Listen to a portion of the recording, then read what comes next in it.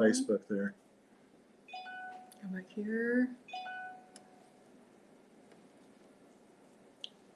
Crap.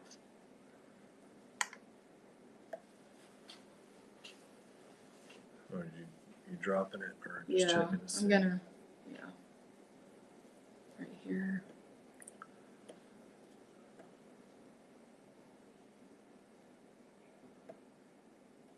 Okay, Let's see. Well, Jim said hello. hello. Oh, we got that part fixed. It's just the orientation was wrong. I don't know what happened. Is Dan in here yet? We're about to get started. Cool. Sound is good. There might be a huge delay from when I can see your comments and relating to what I'm saying. All right, so now Dan and Tracy, if you're out there, let me know. We titled this Periscope Modern Warfare, The Wolf Has Learned How to Read. And it's about drag queen story hour and in your local libraries and your basically public schools. Basically grooming our kids. There's Dan. Hey Dan, you can call in anytime. I was just kind of telling everybody the topic of what we're going to be talking about. But anyway, I know a lot of you know that, like, Hey, in this Patty. age of information, the internet, social media, you know, we have a whole different battlefield as far as how wars are fought. And, you know, there's a cultural battle, and all of this is part of a greater spiritual battle. And I know y'all have seen the pictures and the videos of drag queens reading to school children. You've seen some really bad ones where, like, some of the children are like rolling all over the drag queen who's laid on the floor, or the drag queen's teaching them how to twerk, or things like that. Or you've seen the last one that Dan Kleinman attended was just very seemed benign. It wasn't benign because you have a drag queen up there reading to your children, but that's the title of our scope, is The Wolf Has Learned How to Read, and the wolf is reading to your children. They're grooming. People don't see this. It's a grooming process. And so today we're going to have on Tracy Shannon and Dan Kleinman, who are at the forefront of trying to shine light on what's going on with these events, and trying to alert people and enlighten people about what they can do to fight it. And so I was talking about how warfare has changed, and we have this different battlefield, and every one of you is a combatant. And the people that are reading to your children in the library are combatants. And they all have different, it's not, warfare is not happening the way it used to be with soldiers and airmen and sailors going off to war with their different duties and different weapons. It's in our hearts and in our minds, and it's in our interactions every day. The battlefield is everywhere. It's on your keyboard. The weapons are the social media, and it's right. how we choose to use it. And one big word that none of us are using enough is no.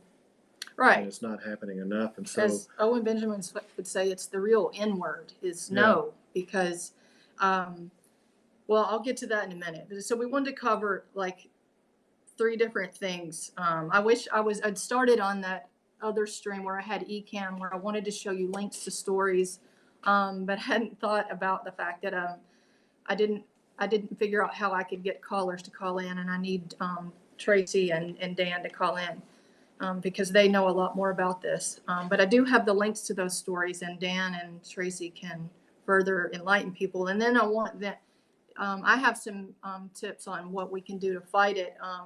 And I want Dan and Tracy to give their input. So you guys, if you'll hit you can call in anytime by hitting the 2, is that smiley faces? yeah. So anytime y'all want to call in is fine. But we've seen, over in England, where there's a heavily Muslim community where they were teaching this these trans issues and stuff, and the Muslims of the community got together. Oh, I have to accept. Hold on. No, he was there. Hold There's Tracy. Okay, hold on. It says invite. Oh, I see. So add that one and that one. We'll see. Now we should have both of them. Should. Let's see. Let's doing a countdown. Okay, so I see Tracy and Dan. Y'all there? This is Dan. All right. All right. Good deal. So let me just finish that thought and then we'll get started. But over in England, where the Muslim community got together, and England says they're going to teach all this trans and gender identity stuff to their kids, and the Muslim community said, no, you're not. And England said, oh, okay. Oh, yeah, you're right. We're not. They whine about it and they're complaining about it, but all you have to do is just push back and say no. And I think the Christian community could take some pointers from that.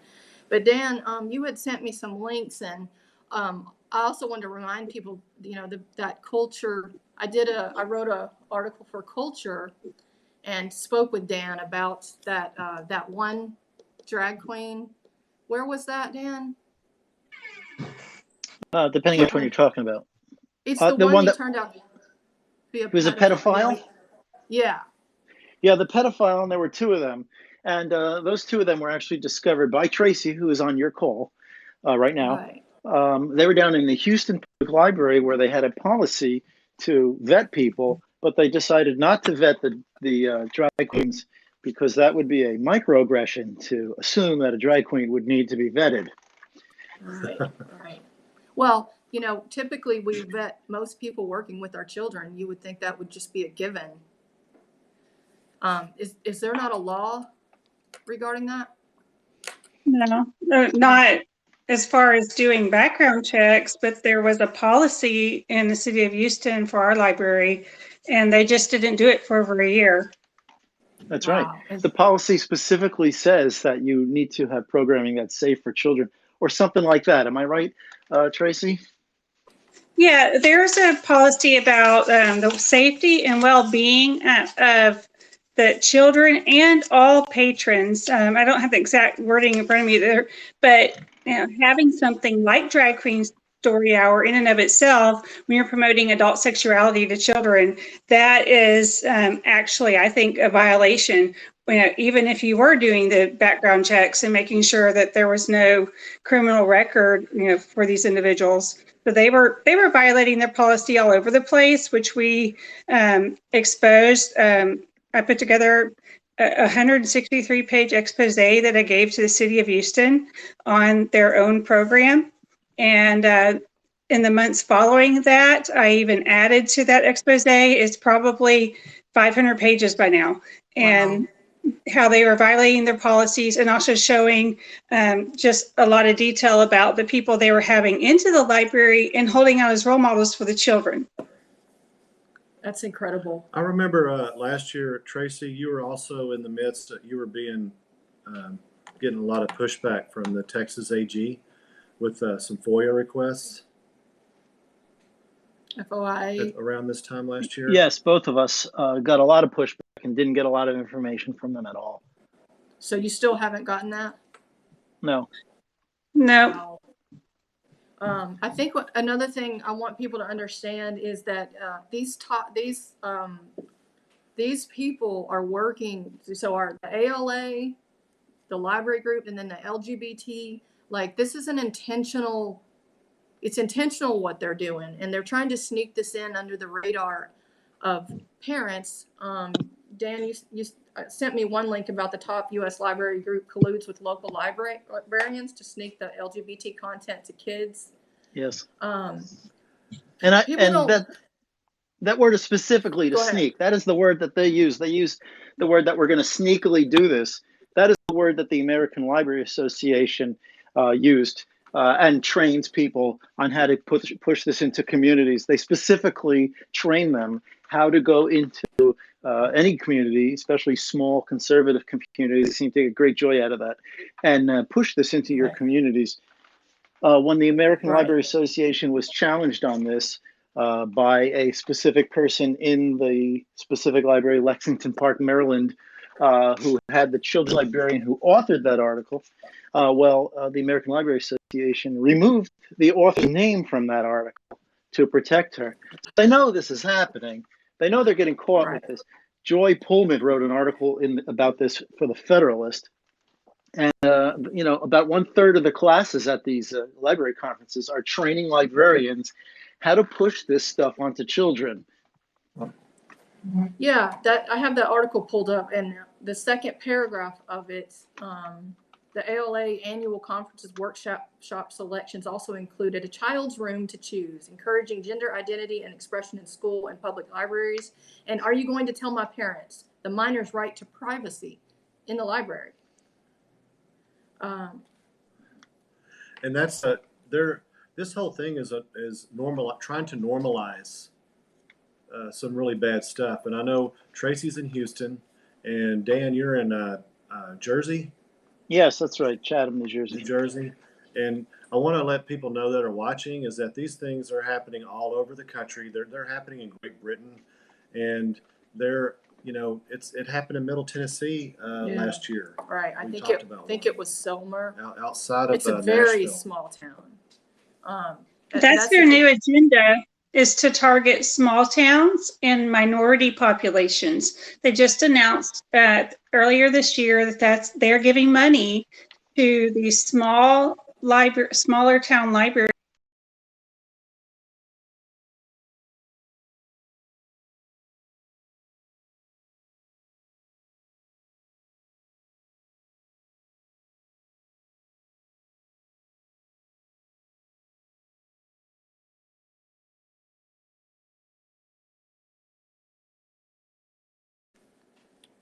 She was on a good line too. I know.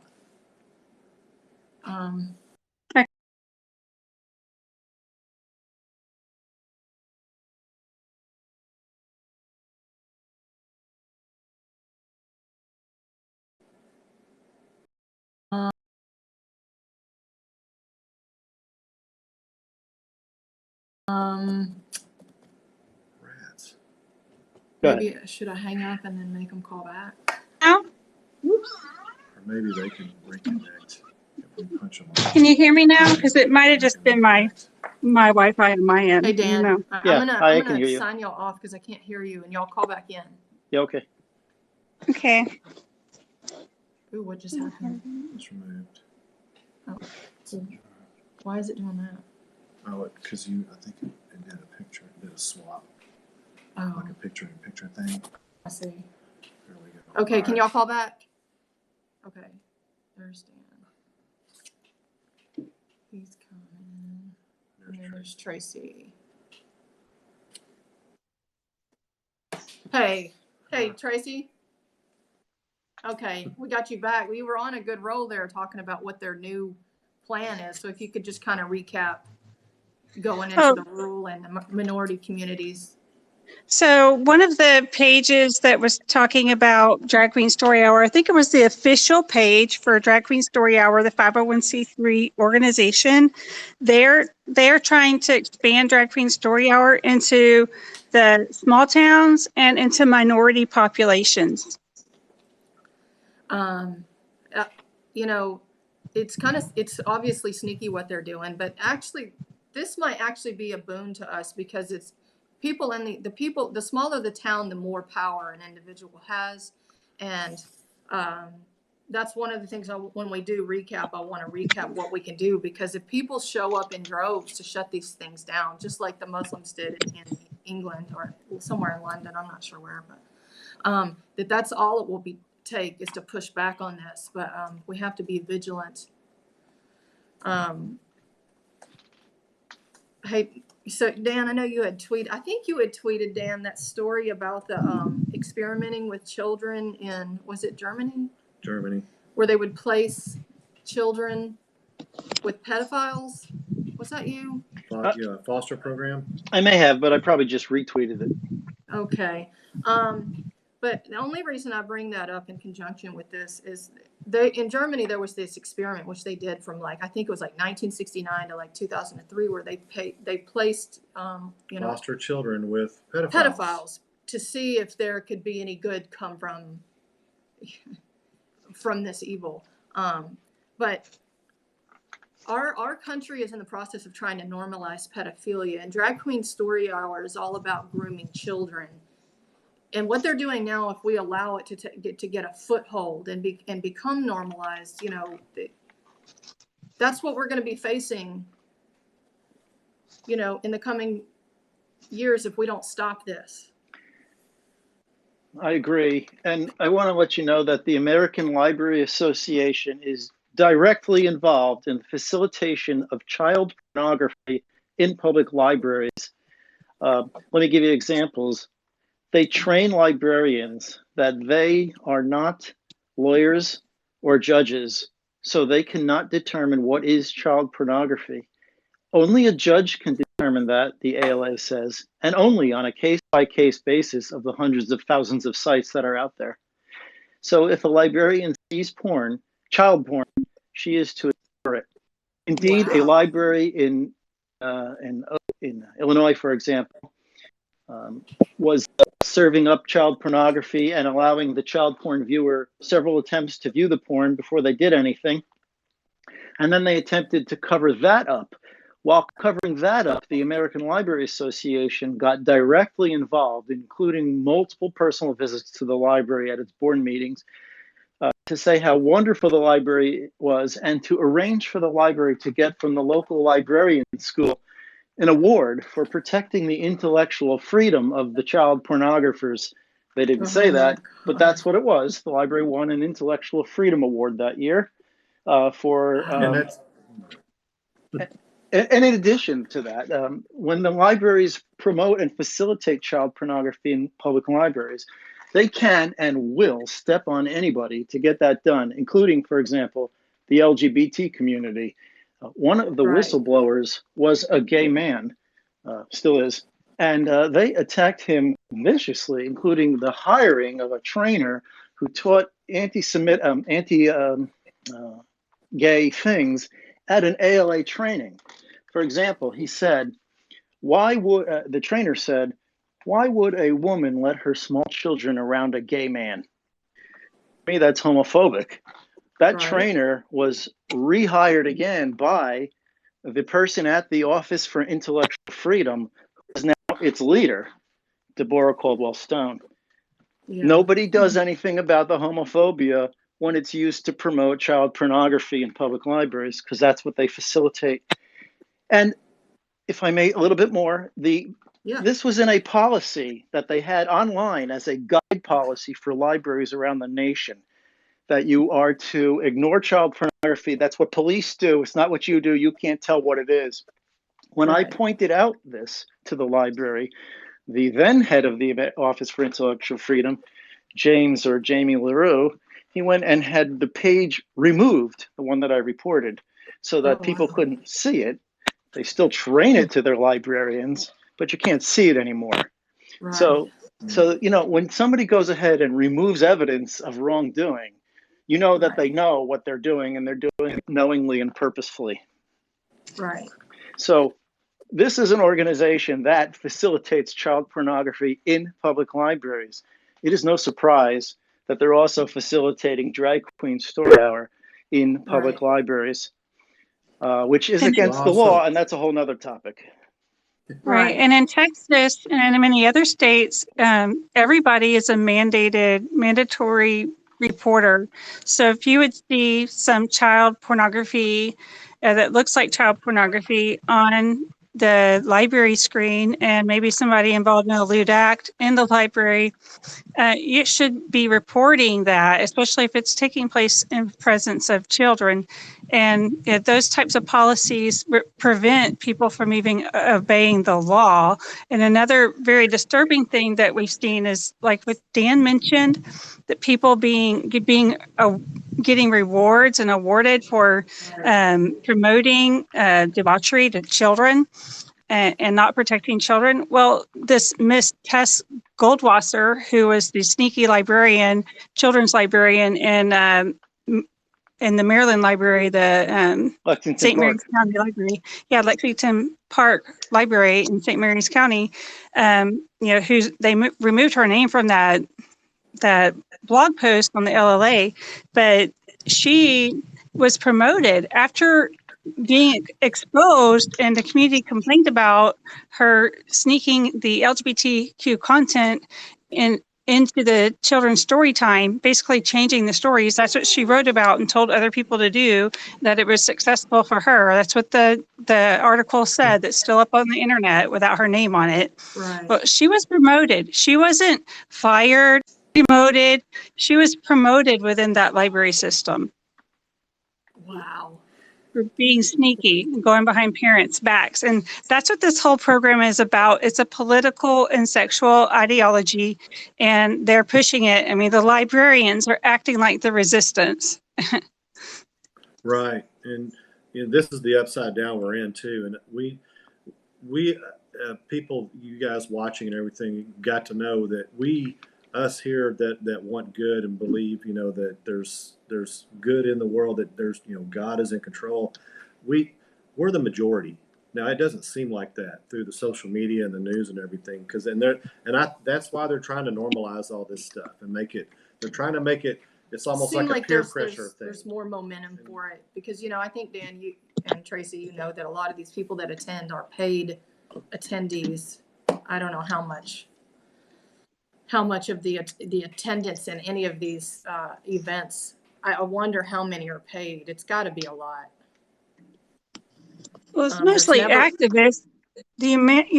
Excuse me. It's mostly activists like, the Secular Humanist Foundation sends people, that, atheist groups send people, LGBTQ groups send people, ACLU sends people to monitor. So it's mostly activists. Whenever this starts to be objected to, you start to see more attendance. And if activists interested in keeping it, they get all territorial when really, to begin with, in most places, these programs aren't even that popular.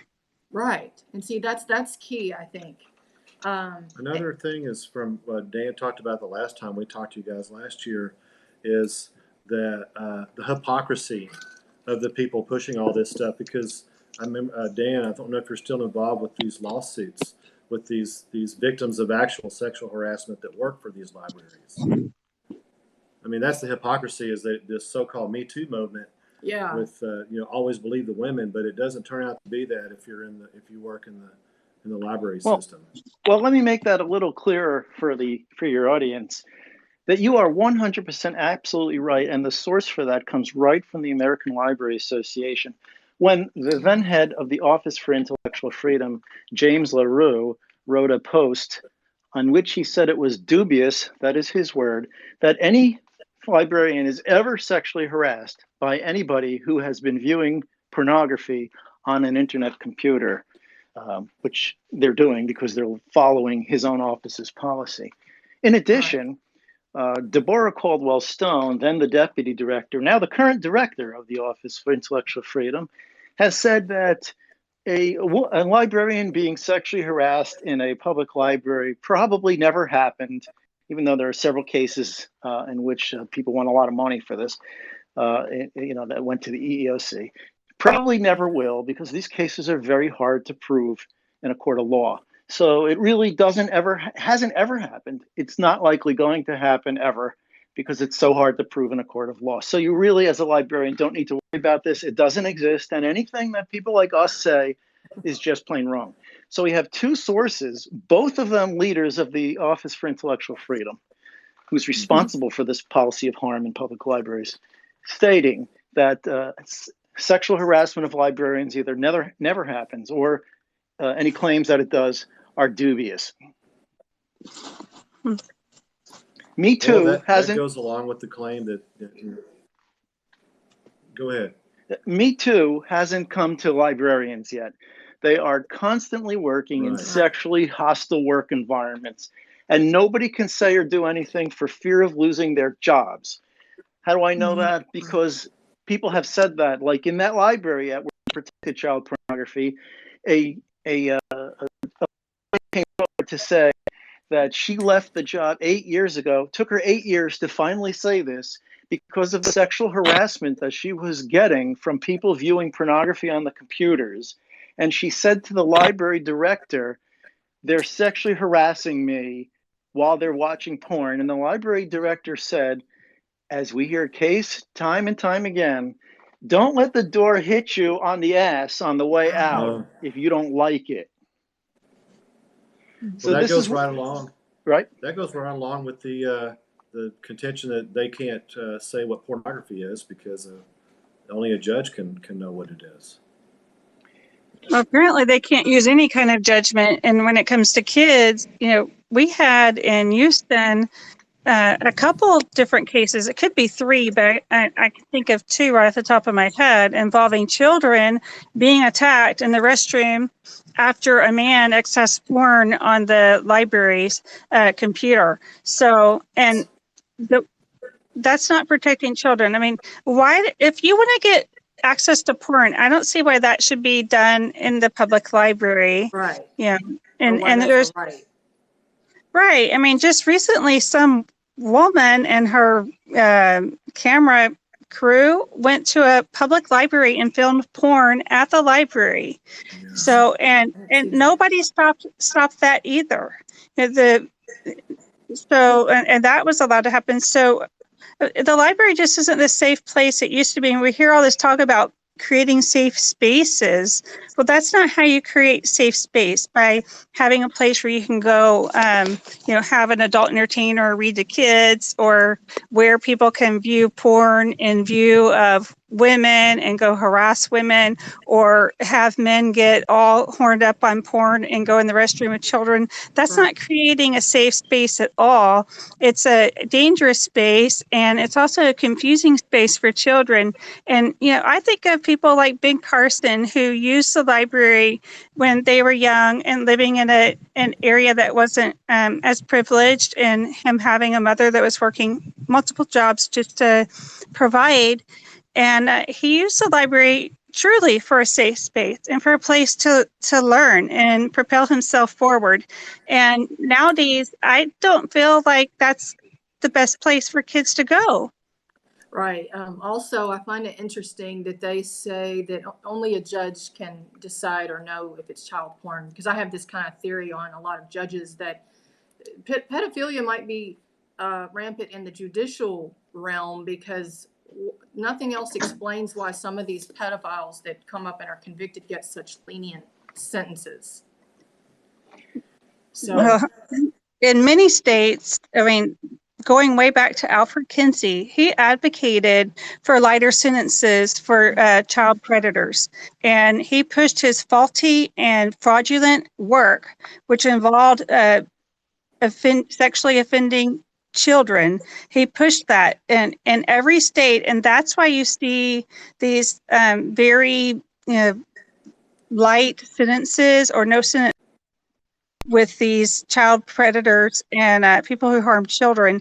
And unfortunately, some of the judicial or some of the changes in the justice system are to go softer on these guys, because there's this bad body of research out there, which is fraudulent. And it's from Kinsey, and people are still repeating his work. And Kinsey and John Money and Harry Benjamin, they were all homosexuals.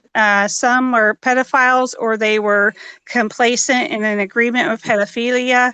So, and these are the experts that have been leaned on for all these years, and that's why you see that kind of those kinds of decisions, because a lot of judges, they rely specifically on the law instead of common sense, and they don't protect the public or the children. So we have to be engaged in pushing for laws that protect children and that are being sexually violated.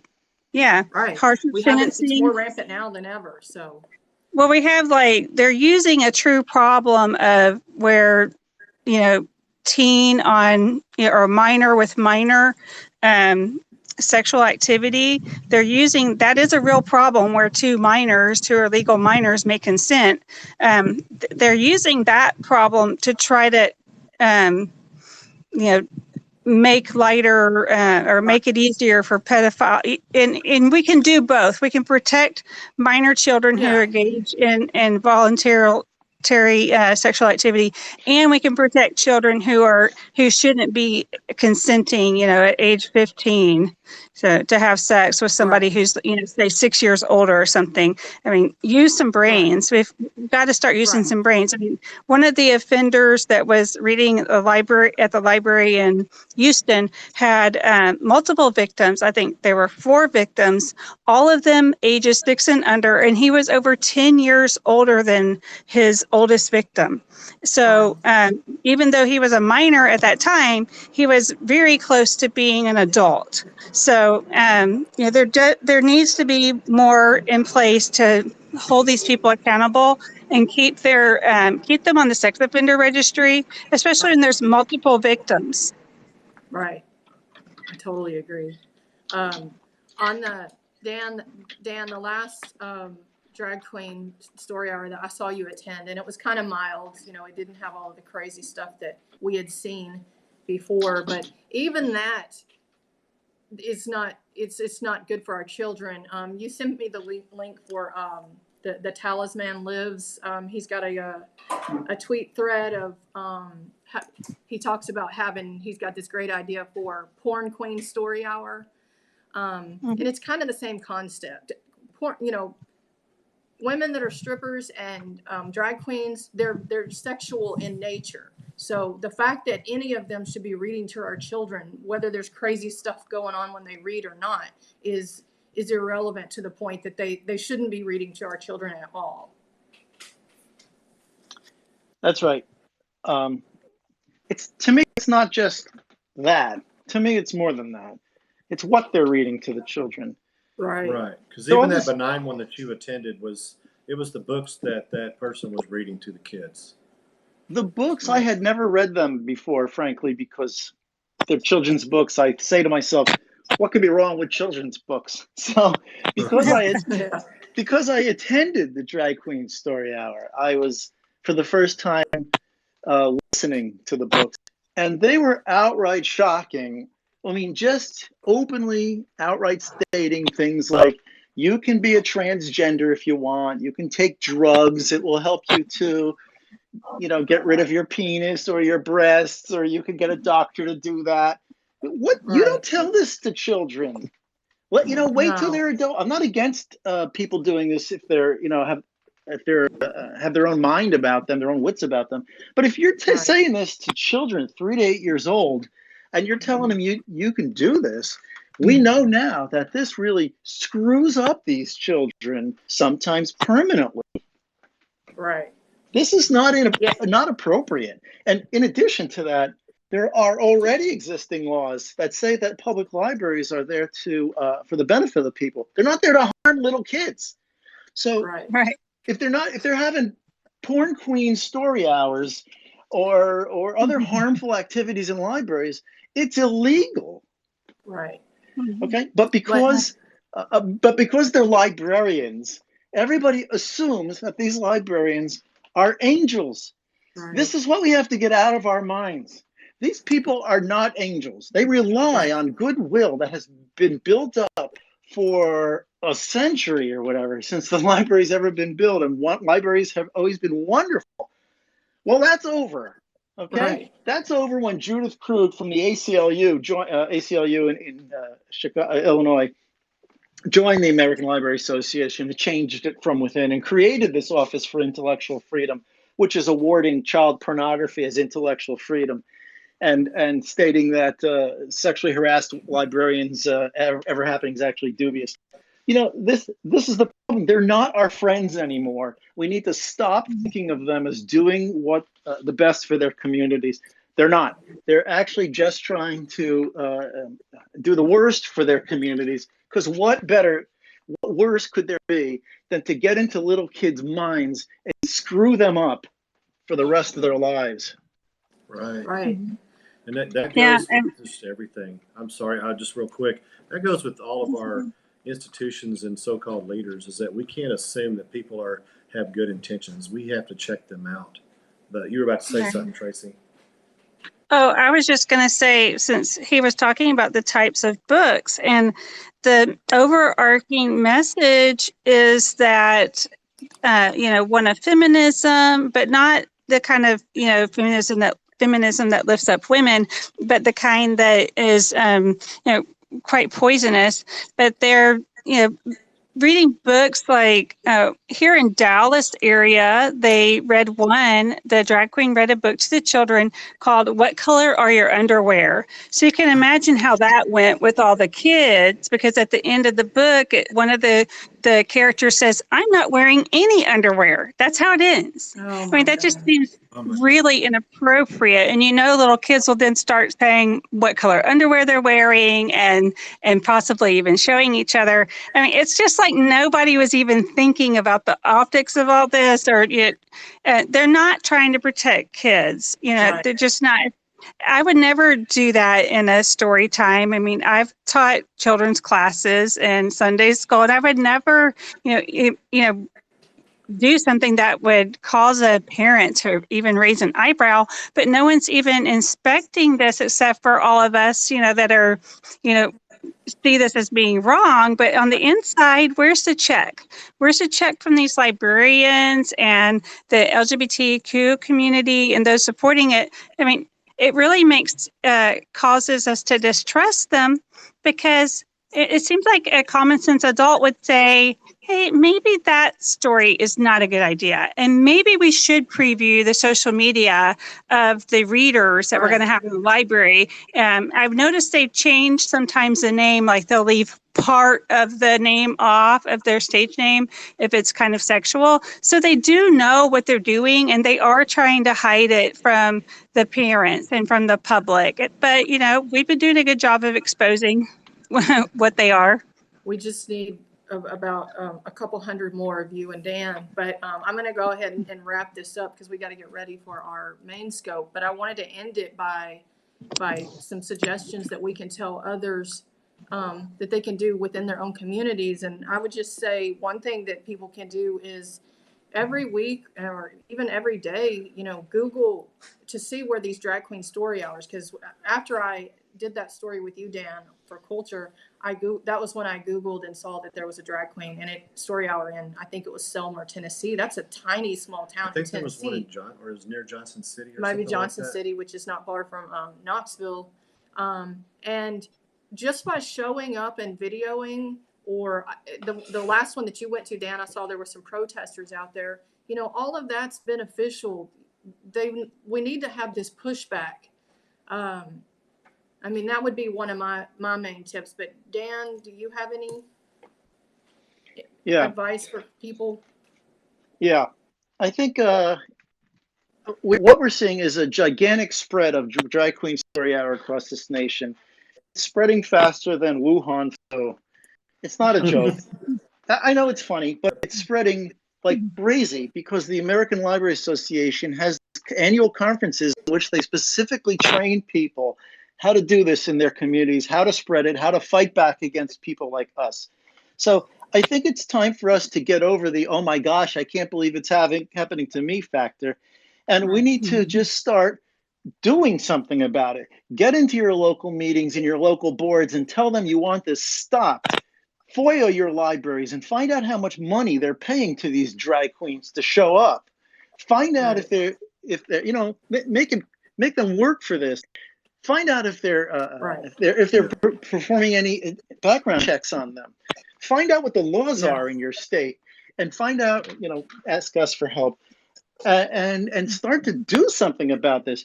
And what it would really help the most, if we had a big white knight out there who could fund people like Tracy and me. I'm not looking for money, but I'm just telling you, we need to get time and money together to build a website which, at a minimum, will prepare parents with what are the laws in their local states and communities relating to libraries, how they can fight this stuff, how they can file FOIA requests, what are our successes.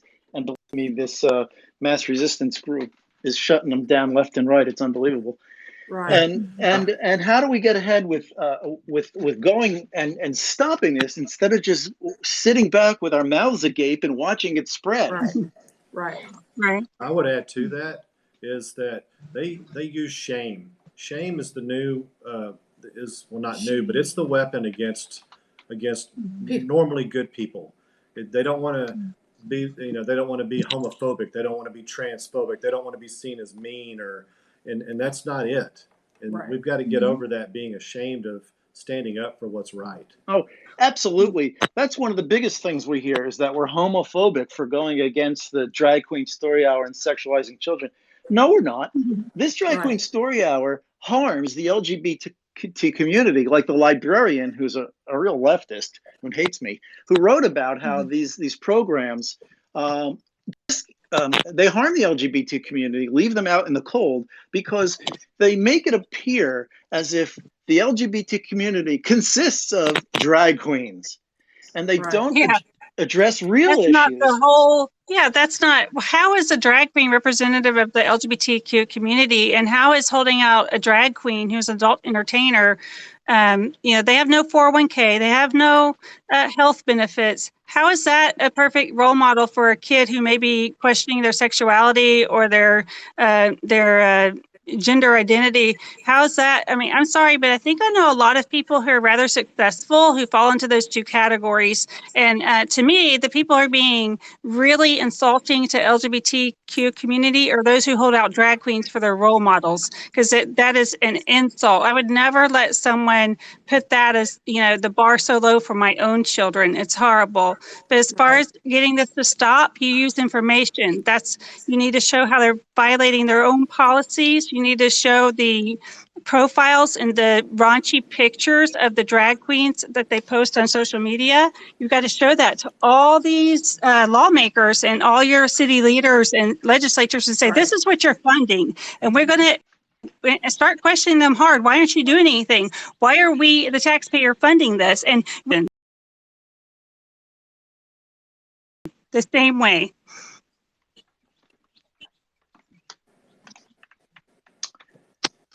Can I add more crazy thing? Yeah, sure. Yeah.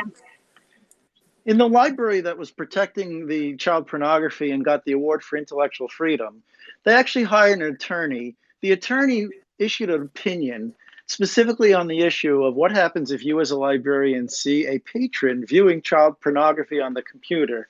And the opinion came down to this: if you see someone viewing child pornography on the computer, you don't know if that really is child pornography, and you might be invading his patron rights if you say anything. So you need to not do anything. This is from a lawyer. And mind you, the American Library Association trains lawyers in something called Lawyers for Libraries that they refuse to allow me to attend. Oh, wow. Yeah, right? I wonder why. And they train the lawyers. So it's not just the librarians. They train the lawyers. They train the communities. They train the governors and the boards of trustees on how to just ignore law and do what they want. Right.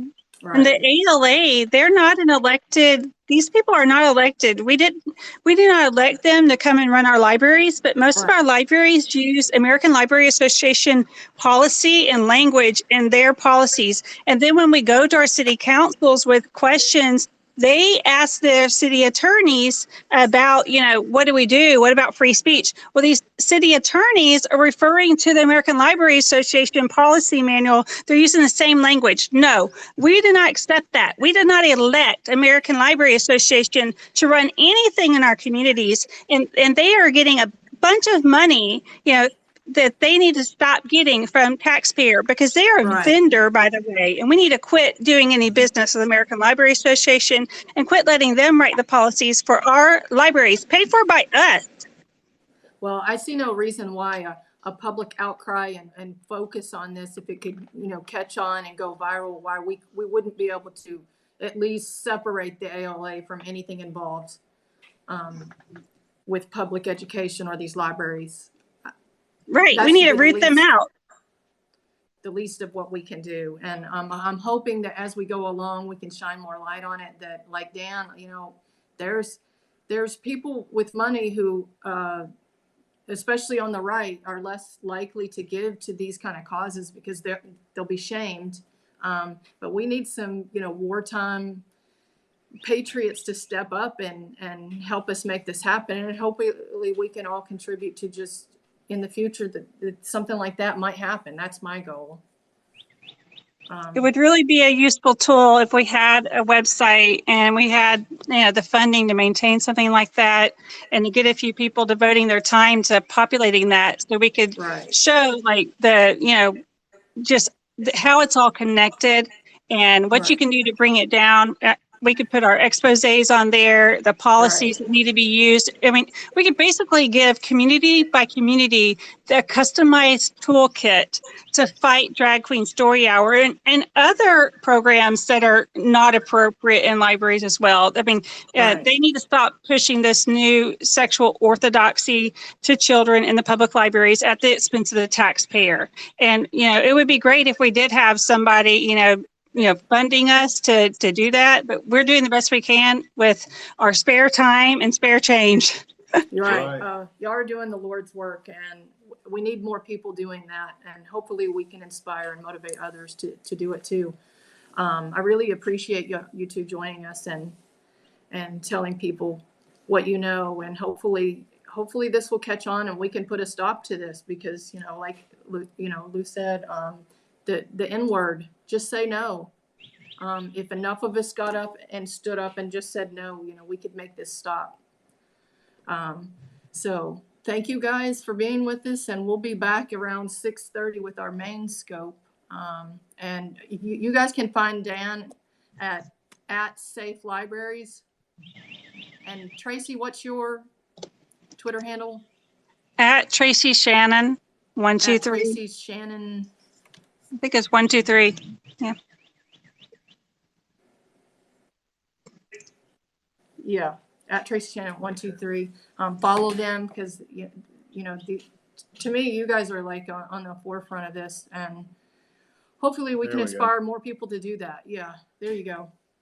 Follow them and share their stuff. And we'll do another update in the future in another month or two, and hopefully have better news to report. But thank you guys, and thanks for having me. Yeah, you're welcome. Yep, thank you very much. All right, talk, guys. All right, see you. Right, bye-bye. Okay, bye. All right, so we're gonna go leave. We'll be back in about an hour and a half to do our main scope. We'll be back at 6:30. Yep, hour and a half for our 2-year anniversary scope. It's going to be a good one. The Ides of March. And it's Ides of March. It's Ides of Apocalypse, and actually the subtitle is to be determined. Yeah. So we're going to go over. We're going to touch on the coronavirus, and I think we have a different take on it. We have a little bit different take on it, and we're gonna talk about that and some other things. So we will see you guys shortly. All right, thanks, guys.